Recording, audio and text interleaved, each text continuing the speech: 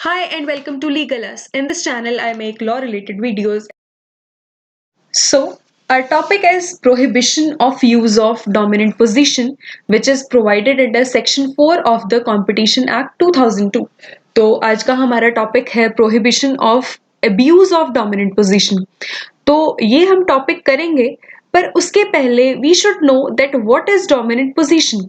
Generally या literally हमें इसका मतलब पता है कि ऐसी पोजीशन में होना जिसमें आप दूसरे पर्सन्स को you can overpower them easily या उनको रूल कर सकते हो easily. What is its meaning in the Competition Act itself?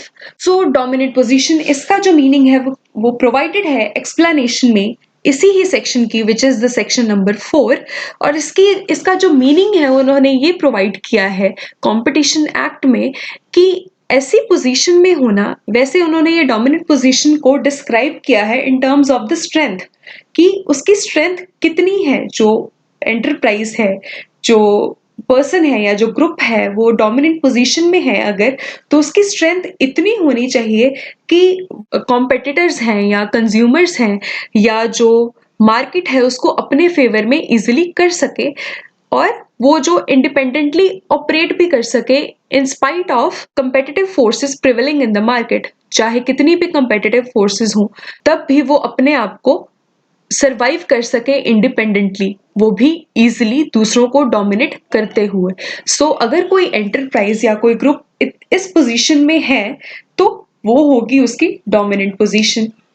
But use से ज्यादा most of the times abuse होता है डोमिनेंट पोजीशन का. दैट इज वाई उन्होंने ये प्रोविजन ऐड की है कॉम्पिटिशन एक्ट में. तो अब्यूज का मतलब क्या होगा? रॉन्गफुल यूज करना. जो पोजीशन है उसका सेक्शन 4 का सबसेक्शन 1 प्रोवाइड करता है prohibition of abuse of dominant position. तो अगर कोई डोमिनेंट पोजीशन एग्जिस्ट करती है और उसका अब्यूज भी हो रहा है तो उसको प्रोहिबिट करना है.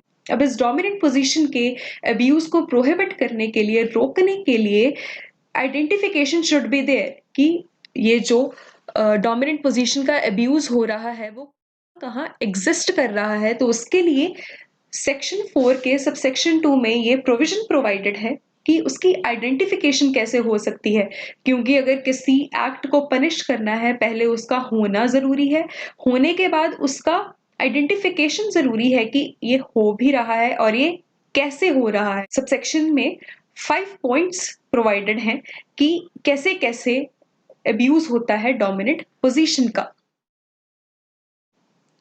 फर्स्ट है ए क्लॉज में अनफेयर और डिस्क्रिमिनेटरी ट्रेड प्रैक्टिसेस.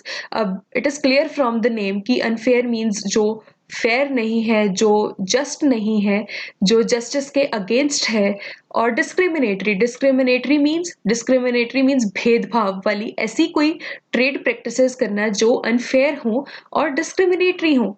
तो ये कैसे कैसे हो सकती हैं इसी क्लॉज में प्रोवाइडेड है कि ऐसी कंडीशंस या ऐसी रिस्ट्रिक्शंस इम्पोज करना कहाँ पर? ऑन सेल ऑफ गुड्स या रेंडरिंग ऑफ सर्विसेज. किसी प्रोडक्ट की सेल में कुछ कंडीशंस इम्पोज कर देना कि ये किसी पर्टिकुलर एरिया में सेल नहीं किया जा सकता. या सर्विसेज, रेंडरिंग ऑफ सर्विसेज. अब सर्विसेज कौन सी होती हैं?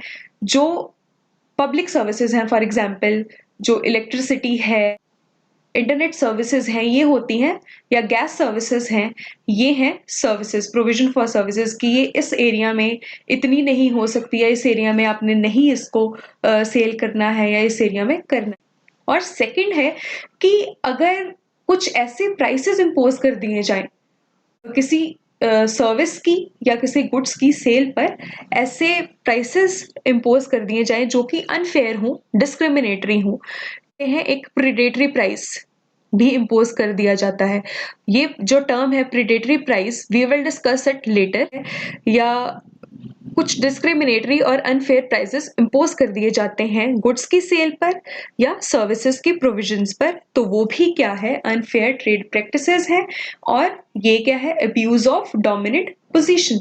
बट इसकी एक्सप्लेनेशन अब इसका ऑपोजिट है कि एक्सप्लेनेशन प्रोवाइड करती है कि अगर ऐसी प्रैक्टिसेस इसलिए हो रही हो टू मीट द कंपटीशन को मीट करने के लिए अगर ये प्रैक्टिसेस हो रही हो तो ये अडॉप्ट की जा सकती हैं। सो अगर फेयर कंपटीशन रखना है या कंपटीशन मेंटेन करके रखना है मार्केट में, तो ये एक्ट भी बोलता है कि इसको प्रैक्टिसेस को अडॉप्ट किया जा सकता है, अनफेयर और डिस्क्रिमिनेटरी ट्रेड प्रैक्टिसेस को। नेक्स्ट जो पॉइंट है, जो एक आइडेंटिफिकेशन है अब्यूज ऑफ डोमिनेंट पोजीशन की, लिमिटिंग प्रोडक्शन और टेक्निकल और साइंटिफिक डेवलपमेंट।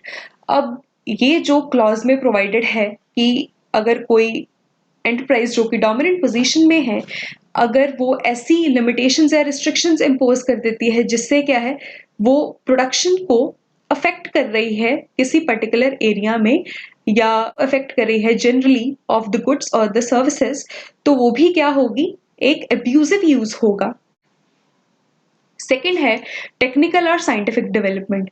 और अगर किसी एरिया में टेक्निकल और साइंटिफिक डेवलपमेंट को लिमिट कर दिया जाता है कि उस एरिया में अगर ये डेवलपमेंट होनी चाहिए तो वो अगर नहीं की जा रही या होने दी जा रही, तो वो भी क्या होगा, अब्यूजिव यूज होगा डोमिनेंट पोजीशन का।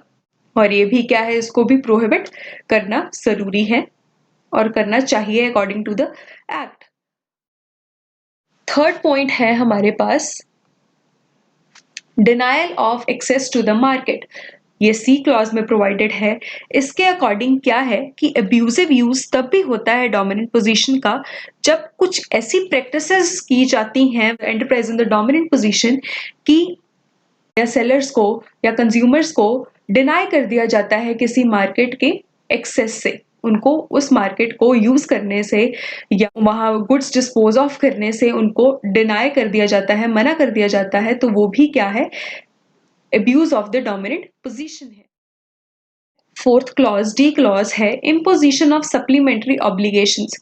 अब जो एंटरप्राइज है जो कि एक डोमिनेंट पोजीशन में है, कई बारी वो ऐसी कंडीशंस इम्पोज करती है कि फॉर एग्जांपल वो एक जो सेलर है या किसी एक दूसरी एंटरप्राइज जो कि डोमिनेंट पोजीशन पे नहीं है, अगर उसको बोलती है कि if you want to conclude your contract, अगर कॉन्ट्रैक्ट में एंटर करना है, हमारे साथ कॉन्ट्रैक्ट में एंटर करना है, you have to agree to some conditions, आपको कुछ कंडीशंस हमारी माननी पड़ेंगी, ऑब्लिगेशंस माननी पड़ेंगी, तो वो भी क्या है, अब्यूजिव यूज है। और वो कंडीशंस कैसी होती हैं कि उनका कुछ भी लेना देना नहीं होता सब्जेक्ट मैटर से कॉन्ट्रैक्ट के।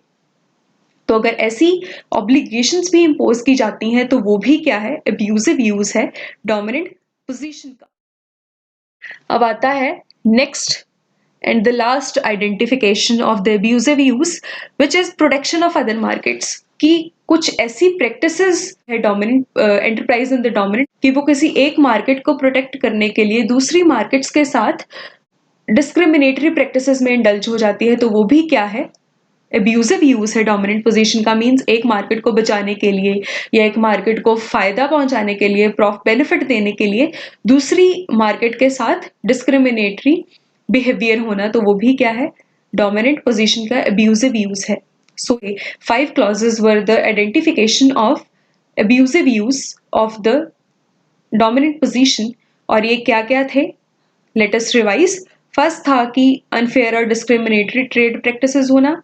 सेकंड था कि लिमिट कर देना प्रोडक्शन या साइंटिफिक और टेक्निकल डेवलपमेंट।